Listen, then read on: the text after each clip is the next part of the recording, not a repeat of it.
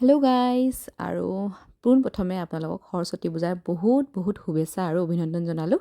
আৰু এয়া আমি আহিছোঁ আজি কুকিহঁতৰ কুকিৰ নিউ স্কুললৈ। এতিয়ালৈকে স্কুলত যোৱা নাই, এপ্ৰিলৰ পৰা আৰম্ভ হ'ব। আৰু সঁচাকৈ কৈছোঁ গাইজ, সৰস্বতী পূজাৰ দিনাখন মনটো ইমান ভাল লাগি থাকে আৰু সেই পুৰণি দিনৰ কথাবোৰ মনত পৰে, আমাৰ স্কুলৰ দিনৰ কথাবোৰ, কলেজৰ দিনৰ কথাবোৰ।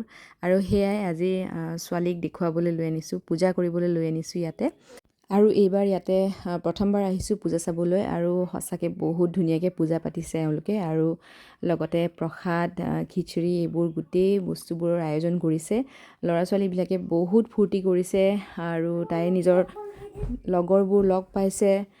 এতিয়া আৰু আমাৰ দিন গ'ল গাইজ, এতিয়া সিহঁতৰ দিন, সিহঁতৰ ফূৰ্তি কৰাৰ দিন, সিহঁতৰ সৰস্বতী পূজা পাতাৰ দিন। আৰু লাহে লাহে সৰস্বতী পূজা কি কেনেকৈ কৰে সেইবোৰ ভালকৈ জানিব ডাঙৰ হৈ গ'লে। আজিৰ ভিডিঅ'টো এইখিনিয়ে আছিলে।